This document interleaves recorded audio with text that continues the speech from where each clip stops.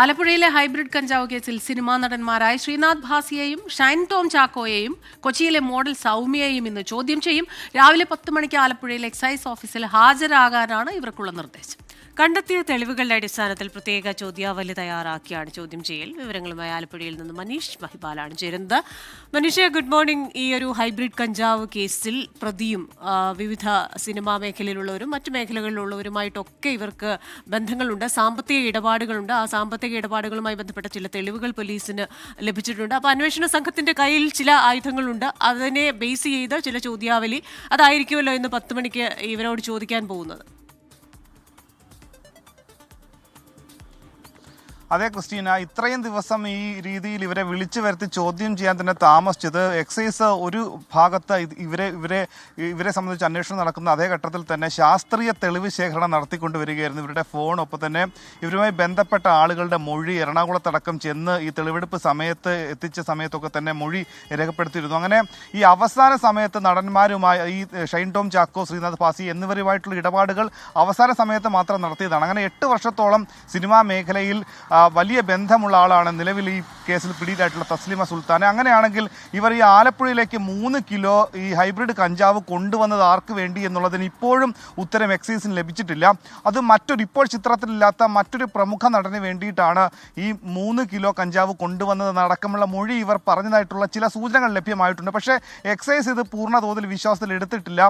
ഒപ്പം തന്നെ ശ്രീനാഥ് ഭാസിയുമായും ഷൈൻ ടോം ചാക്കോയുമായും ഒരുമിച്ചിരുന്ന് ലഹരി ഉപയോഗിച്ചിട്ടുണ്ട് എന്നതല്ലാതെ ഇവർക്ക് ലഹരി കൈമാറിയിട്ടില്ല എന്നാണ് ഇവർ നൽകിയിട്ടുള്ള മൊഴി. ഇതും എക്സൈസ് വിശ്വാസത്തിൽ എടുത്തിട്ടില്ല. ഒപ്പം തന്നെ സാമ്പത്തിക ഇടപാടുകളൊന്നും തസ്ലീമയുടെ ഫോണിൽ നിന്നോ UPയിൽ നിന്നോ ഒന്നും നടത്തിയിട്ടില്ല. അതുകൊണ്ട് തന്നെ തസ്ലീമയ്ക്ക് വേണ്ടി ഇത്തരത്തിൽ ലഹരി ഇടപാടുകൾ നടത്തി വന്നത് മറ്റൊരാളായിരിക്കാം എന്ന സംശയമുണ്ടായിരുന്നു. അങ്ങനെ തന്നെ നടത്തിയ അന്വേഷണത്തിലാണ് കൊച്ചിയിലെ യുവ മോഡലായിട്ടുള്ള കെ സൗമ്യ, പാലക്കാട് സ്വദേശിനി കെ സൗമ്യ തസ്ലീമയ്ക്ക് വേണ്ടി പല സാമ്പത്തിക ഇടപാടുകൾ നടത്തിയിട്ടുണ്ട് എന്ന് വ്യക്തമായിട്ടുള്ളത്. എങ്കിൽ എന്തിനു വേണ്ടിയിട്ടാണ് സൗമ്യ ഇത്തരം കേസിൽ നിരപരാധിയാണെങ്കിൽ എക്സൈസിന് മുൻപിൽ തെളിയിക്കേണ്ടി വരും. ഇത്തരത്തിൽ സാമ്പത്തിക ഇടപാടുകൾ നടത്തിയത് എന്തിനു വേണ്ടിയിട്ടാണ്, ലഹരി ഇടപാടുകൾക്കല്ലെങ്കിൽ അത്തരം കാര്യങ്ങളുടെ സ്റ്റേറ്റ്മെന്റുകളൊക്കെ തന്നെ കാണിക്കേണ്ടി വരും. ഇനി ഈ കേസുമായി ബന്ധപ്പെട്ട് 3-ാം പ്രതി ഇവരുടെ ഭർത്താവ് സുൽത്താന്റെ എമിഗ്രേഷൻ രേഖയിൽ നിന്ന് മനസ്സിലാകുന്ന അയാൾ കഴിഞ്ഞ 2 വർഷത്തിനിടയിൽ 4-5 രാജ്യങ്ങളൊക്കെ തന്നെ സന്ദർശിച്ചിട്ടുണ്ട്. ദുബായ്, ഹോങ്കോങ്, മലേഷ്യ, സിംഗപ്പൂർ തുടങ്ങിയ രാജ്യങ്ങൾ സന്ദർശിച്ചിട്ടുണ്ട്. ഇവിടെ നിന്നാണ് ഇയാൾ സ്വർണവും ഒപ്പം തന്നെ ഈ ഹൈബ്രിഡ് കഞ്ചാവും രാജ്യത്തേക്ക് എത്തിച്ചു വന്നിരുന്നത്. അതുകൊണ്ട് തന്നെ കേന്ദ്ര അന്വേഷണ ഏജൻസികൾ കൂടി, കസ്റ്റംസ് അടക്കമുള്ള ഏജൻസികൾ കൂടി ഈ കേസുമായി ബന്ധപ്പെട്ട വിവരങ്ങൾ തേടുന്നുണ്ട്. ഈ സ്വർണം എങ്ങനെ ഇവർ കടത്തിക്കൊണ്ടുവന്നു എന്ന തരത്തിലുള്ള കാര്യങ്ങൾ അന്വേഷിക്കുന്നു. ഇത്രയും ഹൈബ്രിഡ് കഞ്ചാവ് വിമാനത്താവളം മറികടന്ന് എങ്ങനെ എത്തിച്ചു എന്നതടക്കമുള്ള കാര്യങ്ങളുണ്ട്. ഇന്ന് ഈ കേസുമായി ബന്ധപ്പെട്ട് ഹാജരാകുന്നത് ശ്രീനാഥ് ഭാസിയും ഷൈൻ ടോം ചാക്കോയും കെ സൗമ്യയുമാണ്.